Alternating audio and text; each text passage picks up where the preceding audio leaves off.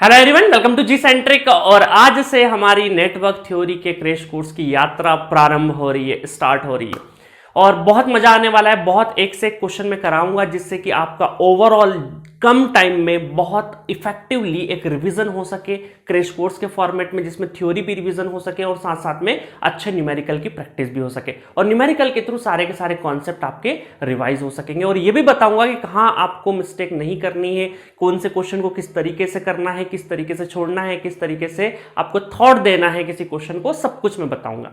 ठीक है, तो चलिए, नेटवर्क थ्योरी का क्रैश कोर्स आपको मैं ऑलरेडी बता चुका हूं कि मैंने पूरी की पूरी एक सिलेबस की समरी बताई थी पहले लेक्चर में आपको कि नेटवर्क थ्योरी में मैं किस तरीके से डील करने वाला हूं। तो जो पहली यूनिट रहेगी हमारी क्रैश कोर्स की, उसके अंदर क्या क्या रहेगा, बेसिक कॉन्सेप्ट रहेगा।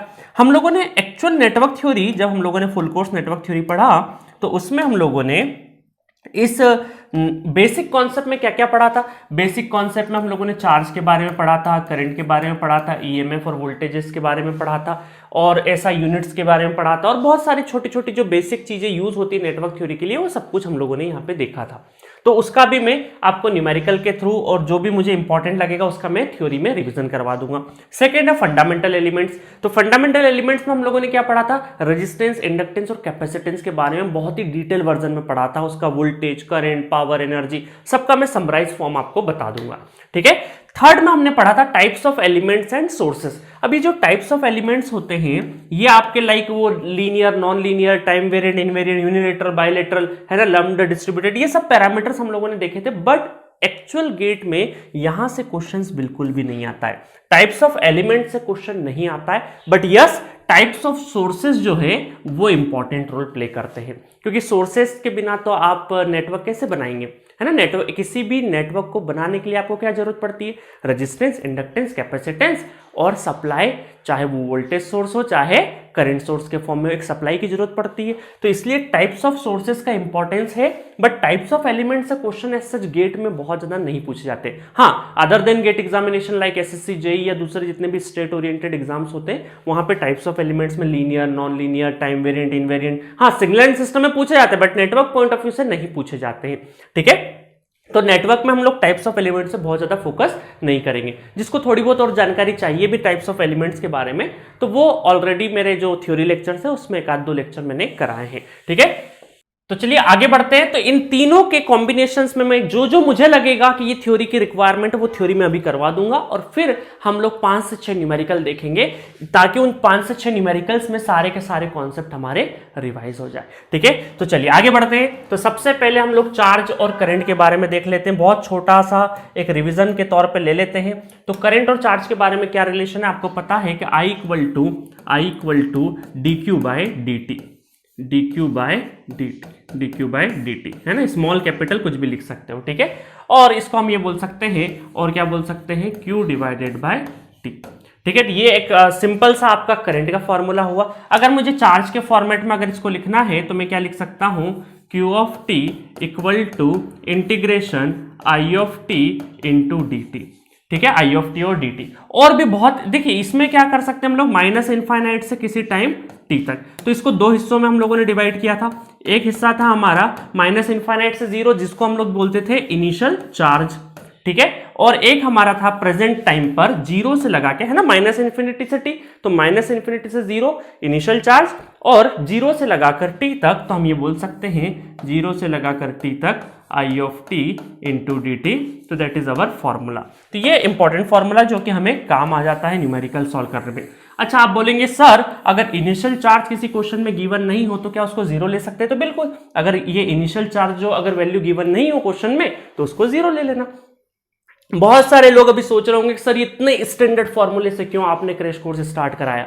मेरा मानना है गेट एग्जामिनेशन में 70 to 80% जो क्वेश्चंस होते हैं वो आपके बेसिक्स पे होते हैं। स्टूडेंट बस उन्हीं बेसिक्स को क्या करता है, अंडररेट करके चले जाता है, या फिर उनको बोल सकते हैं हम लोग कि उसको तवज्जो नहीं देता, और उन्हीं बेसिक्स की वजह से छोटी छोटी बड़ी बड़ी प्रॉब्लम में जो बेसिक चीजें हैं ना, वहीं पे आपका न्यूमेरिकल अटकता है। इस वजह से मेरा हर छोटे पॉइंट्स पे फोकस रहेगा जो कि एक्चुअल गेट एग्जामिनेशन में क्वेश्चन सॉल्विंग में रोल प्ले करेगा। ठीक है, तो चलिए ये एक स्टैंडर्ड तरीका मैंने बता दिया। दो फॉर्मूले हैं, करंट इक्वल टू dq/dt है ना, dq/dt। ठीक है, q of t equal to, अगर चार्ज का फॉर्मूला जाना है तो इंटीग्रेशन करना है, सिंपल सी चीज है। तो इतनी इंफॉर्मेशन की जरूरत थी। नेक्स्ट बढ़ते हैं हम लोग आगे। देखिए मैंने बहुत सारा होमवर्क आपके लिए पहले से करके रखा है। सर्किट, कोई भी इलेक्ट्रिकल नेटवर्क सर्किट किन चीजों से बनता है? कैपेसिटेंस, इंडक्टेंस या फिर रेजिस्टेंस। जरूरी नहीं कि तीनों एक साथ हो सकता है प्योरली रेजिस्टिव के भी नेटवर्क बन सकते हैं, प्योरली इंडक्टिव, प्योरली कैपेसिटिव, या फिर आरएल मिक्स करके भी बनाए जा सकते हैं, आर के साथ एल और आर के साथ सी, आरसी सर्किट, आरएल से सर्किट, अलग अलग तरीके। इसका मतलब ओवरऑल आपका जो नेटवर्क बनेगा उसमें रेजिस्टेंस, इंडक्टेंस और कैपेसिटेंस का ही फॉर्मेशन रहेगा, वो चाहे वो आपस में जुड़ के हो या इंडिविजुअली हो। ये बात तय है। अब चलिए सबसे पहले बात करते हैं इसके सिंबल पे। अब आप बोलेंगे सर ये क्रैश कोर्स में सिंबल क्यों करवा रहे हो? बट इंपॉर्टेंट है ना, 2 मिनट सुनने में क्या लग रहा है? सिंबल का मतलब है यहाँ पे रेजिस्टेंस का जो सिंबल है वो है आपका इस तरीके से जिगजैग पैटर्न में, ये हमारा रेजिस्टेंस का सिंबल है। इंडक्टेंस का सिंबल इस तरीके से, कंडक्टर को हम लोगों ने नंबर ऑफ टर्न्स में वाइंड कर दिया तो ये क्या हो गया हमारा इंडक्टर। और ये दो प्लेट्स को हम लोग सेपरेट कर देंगे, पॉजिटिव और निगेटिव, तो ये बन गया हमारा कैपेसिटर। ठीक है, तो मैंने यहाँ पे सिंबल, एक्चुअली यहाँ पे कॉलम बना रखा है सिंबल के लिए, तो मुझे कायदे से इसको उठा के यहाँ रख देना चाहिए। ठीक है, स्मार्ट बोर्ड के कितने फायदे हैं? बहुत कुछ है, यूटिलाइजेशन के ऊपर है, डिपेंड करता है। ठीक है, तो ये रेजिस्टेंस, इंडक्टेंस और कैपेसिटेंस उठा के वहां रख दिया। अभी व्हाइट बोर्ड होता तो हमें रफ करके चीजें करनी पड़ती।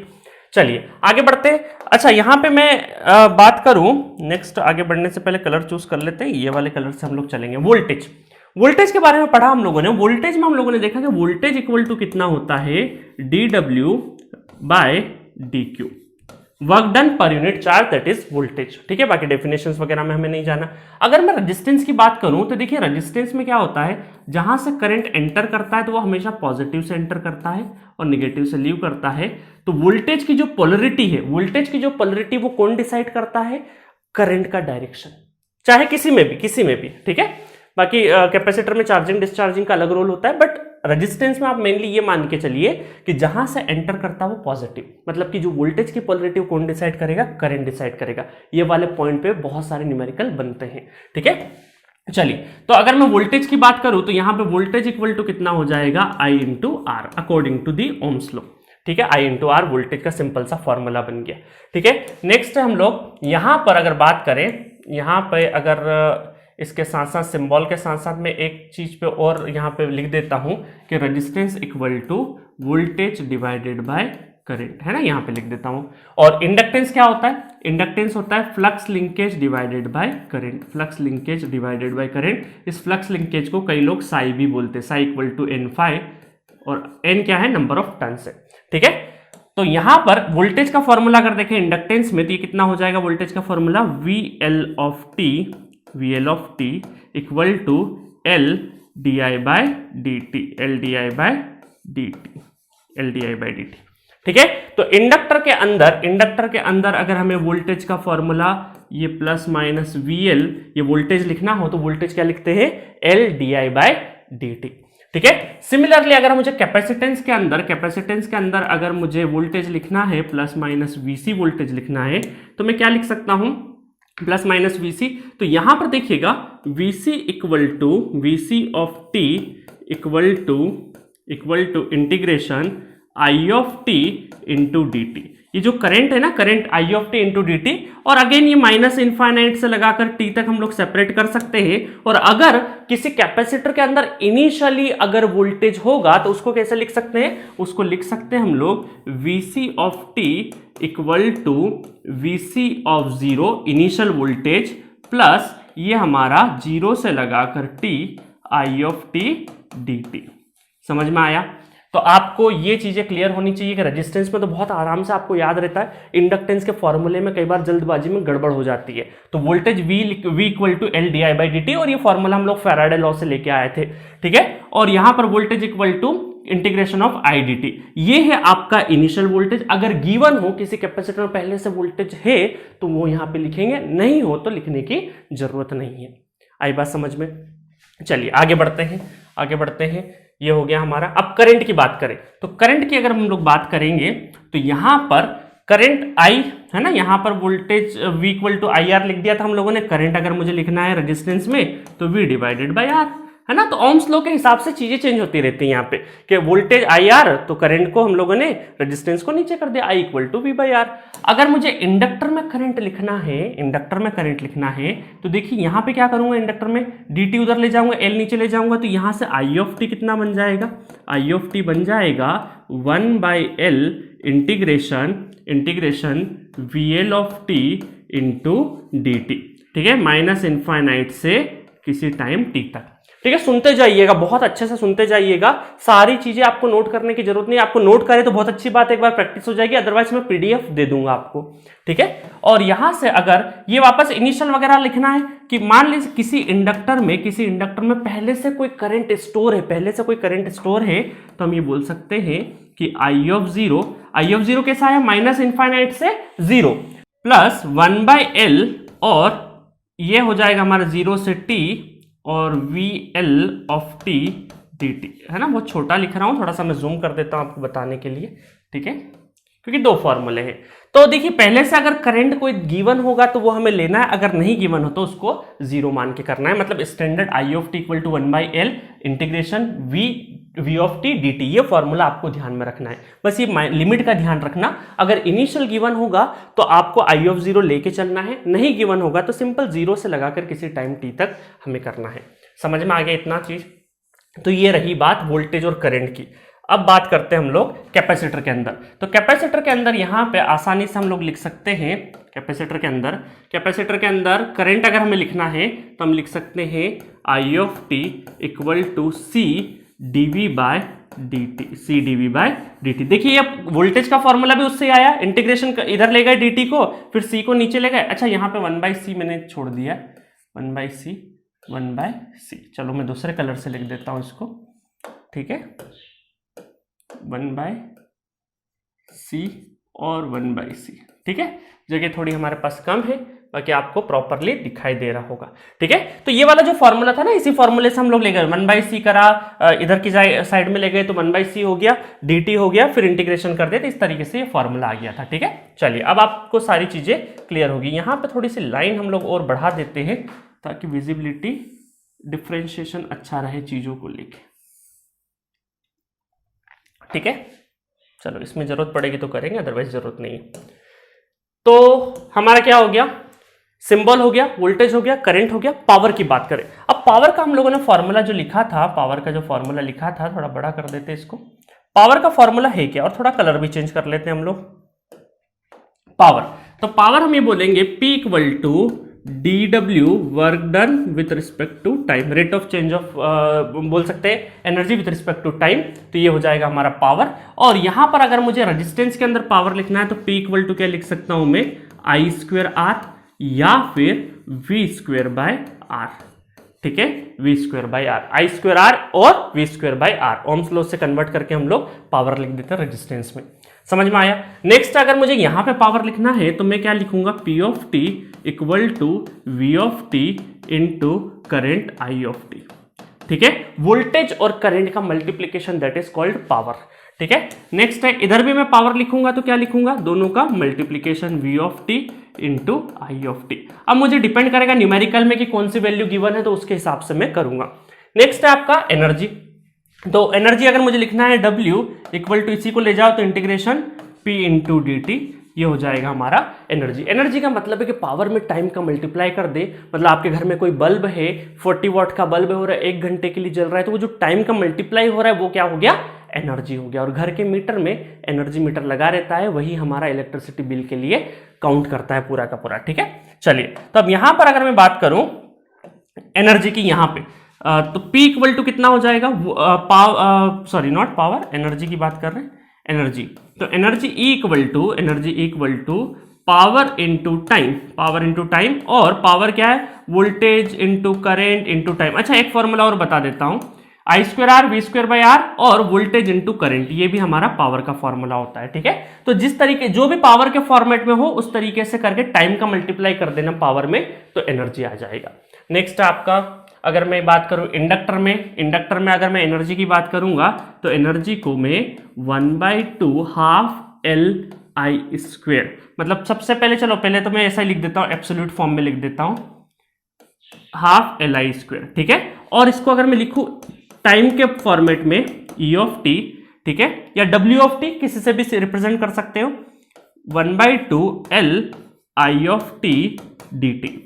तो देखिए यहां पे क्या है, किसी भी इंडक्टर में जो एनर्जी है वो किस बात पे डिपेंड कर रही है, energy in the inductor depends on the current at that instant. उस जिस इंस्टेंट पे करंट की कितनी वैल्यू, उस इंस्टेंट पे आपका एनर्जी डिपेंड कर रहा है। मतलब एनर्जी जो है इंडक्टर के अंदर वो करंट के ऊपर डिपेंड करता है, और वो कौन सा करंट, उस पर्टिकुलर टाइम का करंट। तो जिस पर्टिकुलर टाइम का करंट होगा उसी पर्टिकुलर टाइम पे वो एनर्जी काउंट होगी। समझ में आया? तो ½ Li² ये डायरेक्टली फॉर्मूला है। और अगर आपको इंस्टेंटेनियस का मतलब है किसी भी इंस्टेंट के लिए, किसी भी टाइम के लिए अगर आपको एनर्जी चाहिए तो ½ Li²। और टाइम कौन सा लेंगे आप, अगर आपको 8 सेकंड के लिए चाहिए एनर्जी तो पर्टिकुलरली टाइम जो करंट है वो 8 सेकंड पे कैलकुलेट करके आपको रखना होगा, ठीक है। चलिए अब यहां आगे बढ़ते हैं, सिमिलरली E कितना हो जाएगा, ½ CV²। और यहां पर E इक्वल टू कितना हो जाएगा, ½ CV का होल स्क्वायर। तो यहां एनर्जी किस बात पे डिपेंड कर रही है, यहां एनर्जी डिपेंड कर रहा है कि वोल्टेज कितना है, कैपेसिटर के अक्रॉस वोल्टेज कितना, उस बात पे क्या डिपेंड करेगा, आपका एनर्जी डिपेंड करेगा। समझ में आ गया? तो ये पूरा का पूरा हम लोगों ने एनर्जी का बात कर लिया। तो देखिए अब मोस्टली सारी चीजें हो गई है आपकी। कुछ स्टैंडर्ड फॉर्मूले और बता देता हूं, जस्ट लाइक हम लोग रेजिस्टेंस में 1-2 चीजें और पढ़ते थे, like resistance equal to R equal to ρL/A, ठीक है, ये फॉर्मूला। इधर अगर मैं सोलेनॉइड की बात करूं तो L इक्वल टू कितना हो जाएगा, μN² A divided by L, ठीक है। तो ये आपका सोलेनॉइड का फॉर्मूला हो गया। और इधर कैपेसिटेंस में पढ़ते थे ε0A/d, ठीक है। और इनका म्यू की क्या है, म्यू है आपका μ0 और μr, ये रिलेटिव परमेबिलिटी है, और ये क्या है आपके एब्सोल्यूट। इसकी वैल्यू कितनी होती है, 4.10 × -7 हेनरी/मीटर। और ये होता है आपका एप्सिलॉन r और एप्सिलॉन रिलेटिव और एब्सोल्यूट, ये होती है 8.85 × 10⁻12 फैराड/मीटर। तो ये फॉर्मूले तो आपको बहुत पहले से याद है, ठीक है। तो ये मैंने स्टैंडर्ड फॉर्मूले में लिख दिया है। आपको सिर्फ और सिर्फ इतने फॉर्मूले पता होना चाहिए बेसिक कॉन्सेप्ट की इंफॉर्मेशन के लिए, इससे ज्यादा की जरूरत नहीं है। इन्हीं चीजों को मैंने नॉर्मल हमारे जो लेक्चर्स होते हैं उसको थोड़ा सा डिटेल वर्जन में प्रूफ करके, थोड़ा सा अलग अलग एग्जाम्पल लेके चीजें समझाइए। चलिए एक आध और रिलेशन बताता हूं मैं आपको कि रेजिस्टेंस, देखिए क्या होता है, एनर्जी की बात जब करते हैं हम लोग तो आपका जो रेजिस्टेंस है, रेजिस्टेंस क्या करता है, कभी भी एनर्जी को स्टोर नहीं करता है, वो डिसिपेट करता है। और डिसिपेट करके कहां चले जाता है, वो हीट के फॉर्म में रिलीज हो जाता है। जैसे इंकेडेंस लैंप वगैरह में क्या होता है, बल्ब जलता है ना, तो रेजिस्टेंस क्या करता है, रेजिस्टेंस हीटिंग प्रोवाइड करता है। तो जितने भी एप्लीकेशंस आपके कहाँ होते हैं, हीटिंग मटेरियल वाले एप्लीकेशन हो गए, लाइक आपके इलेक्ट्रिक रॉड, और बहुत सारे ऐसे एग्जांपल जहां पे हीटिंग के लिए काम आता है, वहां पे रेजिस्टेंस का यूटिलिटी है। तो इसका मतलब है कि ये जो रेजिस्टेंस है वो क्या करता है, आपका एनर्जी डिसिपेट करता है, स्टोर करने की कैपेसिटी नहीं है। स्टोर करने की कैपेसिटी इन दोनों में है, ठीक है, कैपेसिटर और इंडक्टर। अब ये कौन सी एनर्जी स्टोर करते हैं, तो ये आपकी मैग्नेटिक एनर्जी स्टोर करते हैं जो कि करंट पे डिपेंड होती है ना। कौन सी स्टोर करते हैं, ये मैग्नेटिक एनर्जी स्टोर करते हैं जो कि आपकी करंट पे डिपेंडेंट होती है। और ये आपकी कौन सी एनर्जी स्टोर करते हैं, इलेक्ट्रोस्टैटिक एनर्जी स्टोर करते हैं जो कि किस बात पे डिपेंड करती है, वोल्टेज पे डिपेंड करती है। समझ में आया? तो एक एनर्जी, ये दोनों के दोनों जो है इंडक्टर और capacitor, these are the energy storing elements, और ये आपका क्या है, एनर्जी डिसिपेट एलिमेंट। आई बात समझ में? तो कभी भी रेजिस्टेंस के फॉर्म में हम लोग स्टोरेज वर्ड यूज नहीं करेंगे, स्टोरेज वर्ड सिर्फ और सिर्फ इंडक्टर और कैपेसिटर में करेंगे। अच्छा एक चीज और बताता हूं कि कई बार हम लोग जब डीसी अप्लाई कर देते हैं, है ना, ये एक रोचक तथ्य है, डीसी है ना, डीसी अप्लाई कर दिया हम लोगों ने, तो रेजिस्टेंस तो एज इट इज रहेगा, रेजिस्टेंस में कोई फर्क नहीं आएगा। बट इंडक्टर क्या हो जाएगा, इंडक्टर हो जाता है शॉर्ट, इंडक्टर क्या हो जाता है, शॉर्ट सर्किट हो जाता है, ठीक है। अच्छा शॉर्ट सर्किट के बारे में भी आप एक चीज जान लीजिए, शॉर्ट सर्किट का मतलब है कि आपका जो रेजिस्टेंस है, रेजिस्टेंस वो क्या हो गया, आपका 0 ओम हो गया, ठीक है, रेजिस्टेंस क्या हो गया, 0 ओम हो गया। और यहां पर वोल्टेज अक्रॉस इसके वो 0 हो गया, वोल्टेज भी क्या है आपका 0, वोल्टेज भी 0, इसके अक्रॉस जो वोल्टेज है वो भी 0, शॉर्ट सर्किट का वोल्टेज 0 होता है। और कैपेसिटर क्या हो जाएगा, कैपेसिटर हो जाएगा ओपन सर्किट, ओपन सर्किट क्या हो गया, कैपेसिटर। तो ओपन सर्किट का रेजिस्टेंस कितना होगा, रेजिस्टेंस होगा इनफाइनाइट, ठीक है। और यहां पर जो करंट होगा वो जीरो हो जाएगा, क्योंकि वोल्टेज तो एग्जिस्ट करेगा ओपन सर्किट में, करंट जीरो हो जाएगा। तो जब भी आप डीसी अप्लाई करेंगे, डीसी, उसमें रेजिस्टेंस एज इट इज रहेगा, इंडक्टर क्या हो जाएगा शॉर्ट और कैपेसिटर क्या हो जाएगा ओपन। अब बहुत सारे लोगों को लगता है शॉर्ट का मतलब है कि ये जल जाएगा इंडक्टर, ऐसा नहीं है। आने वाले लेक्चर जब मैं पावर एनर्जी बताऊंगा तो वहां पे बताऊंगा कि शॉर्ट सर्किट का एक्चुअल मीनिंग क्या है एग्जांपल के साथ में, ठीक है। तो इतनी इंफॉर्मेशन आपके लिए इनफ है बेसिक चीजों में। चलिए अब आगे बढ़ते हैं। नेक्स्ट चलते हैं हम लोग टाइप्स ऑफ सोर्सेस। मैंने आपको बता रखा है कि टाइप्स ऑफ एलिमेंट पढ़ने की हमें रिक्वायरमेंट नहीं है, टाइप्स ऑफ सोर्सेस के बारे में थोड़ा सा एक नजर डाल लेते हैं। आपको बाकी तो सारी चीजें पता ही होती है, ठीक है। अब देखिए उसमें दो टाइप के आपके सोर्सेस होते हैं, डिपेंडेंट और इंडिपेंडेंट। अब इंडिपेंडेंट का सिंबल कैसे पहचानेंगे डिपेंडेंट है या इंडिपेंडेंट है? तो जब भी कोई भी आपका सिंबल हो उसमें सर्कल का शेप हो, गोलाई है ना, सर्कल का शेप हो तो वो आपका क्या कहलाता है? इंडिपेंडेंट कहलाता है। और डिपेंडेंट का कैसे पहचानेंगे? डिपेंडेंट का डायमंड या बोल सकते हैं, डायमंड तो अलग अलग टाइप के होते हैं इसलिए डायमंड बोलना भी सही नहीं है, इस तरह का डायमंड बोल लीजिए, पतंग बोल लीजिए, जैसा भी हो, इस तरह का थोड़ा सा रेक्टेंगुलर, थोड़ा सा स्क्वायर, इस तरह का अगर शेप हो तो हम ये बोल सकते हैं ये किसका सिंबल है? डिपेंडेंट का है। अब देखिए यहां पर इंडिपेंडेंट में अगर वोल्टेज सोर्स होगा तो प्लस माइनस ऐसा लिखेगा तो ये वोल्टेज सोर्स हो गया, और यहां पर अगर इस गोलाई के अंदर ऐसा एरो होगा तो वो क्या हो जाएगा? करंट सोर्स हो जाएगा, ठीक है। और इधर जो डिपेंडेंसी में भी 4 कैटेगरी होती है, उन चारों को डिस्कस नहीं करेंगे। प्लस माइनस हुआ तो ये क्या हो जाएगा? आपका वोल्टेज सोर्स हो जाएगा। क्या हो जाएगा? Voltage source. और इस तरीके से पतंग उड़ी और एरो लगा हुआ है, इसका मतलब है ये करंट सोर्स है। क्या है ये? करंट सोर्स है, करंट सोर्स है, ठीक है। इतना इनफ नहीं है, आधी इंफॉर्मेशन है ना, पूरी सुनिएगा। तो जब भी डायमंड शेप या बोल सकते हैं पतंग वाले शेप में है ना, स्क्वायर, रेक्टेंगुलर, जो भी बोलना हो, प्लस माइनस दिखे तो वोल्टेज सोर्स है, एरो दिखे तो करंट सोर्स है। बट इसके साथ में एक चीज और देखना आप कि अगर यहां पर ये सपोज करो K इंटू Vx है, कोई कांस्टेंट के साथ में अगर वोल्टेज है तो ये किस पे डिपेंडेंसी है? यहां पर अगर वोल्टेज रहेगा तो हम क्या बोलेंगे? Voltage dependent voltage source. और अगर मान लेते हैं यहां पर K, थोड़ी देर के लिए K Vx कर देते हैं, एक काम करते हैं, तो ये क्या है? करंट सोर्स है, बट डिपेंडेंसी किस पे? वोल्टेज पे है, तो हम बोल सकते हैं वोल्टेज डिपेंडेंट करंट सोर्स, ठीक है। हो सकता हो आपको आगे चल के मान लीजिए के Vx की जगह के Ix दिखे तो हम क्या बोलेंगे? है तो क्या? वोल्टेज सोर्स है, बट डिपेंडेंसी किस पे? करंट पे, तो हम क्या बोलेंगे? करंट डिपेंडेंट वोल्टेज सोर्स, ठीक है। और अगर सपोज करिए के Ix है तो यहां पर सोर्स तो क्या है? करंट सोर्स है, बट डिपेंडेंसी किस पे? करंट पे है, तो ये क्या हो जाएगा? Current dependent current source, current source. समझ में आ गया? अब समझ जाओगे, नाम रखने में दिक्कत तो नहीं होगी, ठीक है। तो ये रहे डिपेंडेंट सारे के सारे सोर्स। अब बात करते हैं इंडिपेंडेंट के, कि दो टाइप के होते हैं, वोल्टेज सोर्स और current source. Voltage source, current source जो कि दिख रहे हैं, ये होगा आइडियल और प्रैक्टिकल, ये भी होगा आइडियल और प्रैक्टिकल। डिटेल वर्जन में नहीं जाएंगे, प्रैक्टिकल देखते हैं। तो प्रैक्टिकल में जब भी हम प्रैक्टिकल बात करेंगे, प्रैक्टिकल वोल्टेज सोर्स की, तो वोल्टेज सोर्स का सिंबल बनेंगे इस तरीके से, और प्रैक्टिकली यहां पे एक इंटरनल रेजिस्टेंस होता है, इंटरनल रेजिस्टेंस रहता है, जो कि काय में कनेक्ट होता है? सीरीज में कनेक्ट होता है, जो कि सीरीज में कनेक्ट होता है प्रैक्टिकल केस में।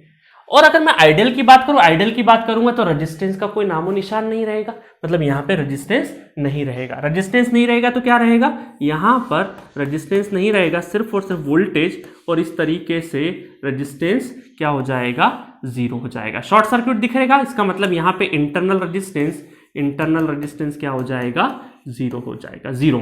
तो कई बार आपसे क्वेश्चन पूछा जाता है कि आइडियल वोल्टेज सोर्स का इंटरनल रेजिस्टेंस कितना होता है, तो रटना नहीं है, लॉजिकली ध्यान रखना है, क्या बोलेंगे आप? 0 ओम होता है। समझ में आया? सपोज करिए यहां पर करंट सोर्स की बात करें, करंट सोर्स की, आइडियल और प्रैक्टिकल। तो प्रैक्टिकल की बात करें सबसे पहले, तो प्रैक्टिकल में अगर ये करंट सोर्स है तो ये जो रेजिस्टेंस होता है ये आपका पैरेलल में कनेक्ट होता है, पैरेलल में कनेक्ट होता है करंट सोर्स के, ठीक है। और आइडियल की बात करेंगे, मतलब रेजिस्टेंस का नामो निशान नहीं, नामो निशान नहीं, इसका मतलब है कि करंट और यहां पर ये जो रेजिस्टेंस है ये क्या हो जाएगा? बिल्कुल नहीं एग्जिस्ट कर रहा है, इसका मतलब ओपन सर्किट है, वहां पे क्या है? Open circuit. तो ओपन सर्किट, तो इसका मतलब इंटरनल रेजिस्टेंस जो है, ये इंटरनल रेजिस्टेंस ओपन सर्किट का मतलब है इनफाइनाइट ओम का होंगे, इनफाइनाइट ओम का। तो आपसे कई बार क्वेश्चन पूछा जाता है कि करंट सोर्स का इंडिपेंडेंट आइडियल करंट सोर्स का इंटरनल रेजिस्टेंस कितना होता था, आप क्या बोलेंगे, इनफाइनाइट ओम बोलेंगे। और ये भी पूछा जाता है कहां कनेक्ट होता है, सीरीज पैरेलल, तो आप क्या बोलेंगे, पैरेलली। यहां पे क्या बोलेंगे, वोल्टेज सोर्स में सीरीज। समझ में आ गया। नेक्स्ट एक चीज और बता देता हूं जो कि आपको ध्यान में रखना है, लास्ट पॉइंट है ये, एमीटर, आइडियल एमीटर और वोल्टमीटर, आइडियल एमीटर और वोल्टमीटर, एमीटर, ठीक है, और ये हो गया वोल्टमीटर। अब देखिएगा आइडियल एमीटर और वोल्टमीटर ये करते क्या, एमीटर आपका करंट मेजर करता है, मेजरिंग डिवाइस है, ठीक है, करंट मेजर करता है। वोल्टमीटर क्या है, वोल्टेज का मीटर है, मतलब वोल्ट को, मतलब वो की वोल्टेज को मेजर करता है, ठीक है। तो यहां पर पूछा जाता है कि एमीटर में इंटरनल रेजिस्टेंस क्या होगा, एमीटर का इंटरनल रेजिस्टेंस क्या होगा, तो वो क्या कहलाता है, 0 ओम कहलाता है। और वोल्टमीटर का इंटरनल रेजिस्टेंस कितना होता है, तो ये क्या कहलाता है आपका, इनफाइनाइट ओम कहलाता है। तो बहुत सारे स्टूडेंट कई बार voltage source, current source, ammeter, voltmeter, इन चारों को लेके काफी कंफ्यूज हो जाते हैं कि इंटरनल रेजिस्टेंस 0, इनफाइनाइट क्या है क्या नहीं है, बहुत सारी चीजें। तो आपको मैंने थोड़ा सा लॉजिकल तरीके से ही ध्यान रखवाया। और देखिए वोल्टेज सोर्स और वोल्टमीटर कई बार एक जैसा सुनने में लगता है साउंड, क्योंकि वोल्टेज है ना, बट आपको यहां पर अगर 0 ओम है तो यहां पर इनफाइनाइट होगा, अपोजिट चलते हैं। और एमीटर मतलब कि थोड़ा थोड़ा करंट की तरफ, एमीटर मतलब कि एम्पेयर जैसा फीलिंग आता है, मतलब करंट सोर्स जैसी फीलिंग आती है, तो इनके भी अपोजिट है, याद रखने का तरीका है, ठीक है। बाकी आपकी श्रद्धा भक्ति, आपको अगर इसके डिजाइन से याद हो तो वो भी याद रख सकते हैं, कोई दिक्कत नहीं है। तो ये टाइप्स ऑफ सोर्सेस में इतनी इंफॉर्मेशन की रिक्वायरमेंट थी, इससे ज्यादा की जरूरत नहीं थी। तो इस तरीके से हम लोगों ने यहां पर जो हमारे यूनिट 1 के तीनों हमारे basic concept, fundamental element, types of element and sources, elements की जरूरत नहीं, इसलिए मैंने ज्यादा डिटेल में नहीं डिटेल में क्या बताया ही नहीं है, इसकी रिक्वायरमेंट नहीं है, टाइप्स ऑफ सोर्सेस की ही रिक्वायरमेंट है। तो तीनों का जितना भी थ्योरेटिकल पोर्शन हो सकता था मैंने कंबाइन कर दिया है। तो ये आपका पहला लेक्चर थ्योरी वाला समरी के फॉर्म में कंप्लीट हो गया है। सो नेक्स्ट लेक्चर में हम लोग क्या करेंगे, इनके ऊपर कुछ क्वेश्चंस करेंगे, 5-6 क्वेश्चन करेंगे, जिससे कि और प्रॉपर क्लियरिटी आ जाएगी। तो मजा आया, पहला लेक्चर था, आपको बहुत सारा ऐसा लग रहा होगा कि सर बहुत ज्यादा बेसिक से हो रहा है, बट ये रिक्वायरमेंट है, नेसेसिटी है, क्योंकि एक्चुअल गेट में मैं आपका 1% चांस भी नहीं छोड़ना चाहता कि कोई क्वेश्चन गलत हो, ठीक है। तो शुरुआत में बेसिक चीजें ही पढ़ेंगे ना, एडवांस लेवल की कैसे चीजें पढ़ सकते हैं। तो लेक्चर दर लेक्चर आपका थोड़ा थोड़ा लेवल बढ़ता रहेगा। और आप देखिएगा नेक्स्ट लेक्चर में न्यूमेरिकल भी थोड़े से अलग टाइप के मैं उठाऊंगा, जिससे कि सारे आपके जो फॉर्मूलेज है वो रिवाइज भी हो सकेंगे। तो मिलेंगे नेक्स्ट लेक्चर में, और ज्यादा से ज्यादा इसको शेयर करिए। बहुत जल्दी कुछ डेमो लेक्चर्स आपके यूट्यूब पे डालेंगे, उसके बाद ये एप्लीकेशन पे पेड वर्जन में आ जाएगा। तो मिलेंगे नेक्स्ट लेक्चर में न्यूमेरिकल के साथ।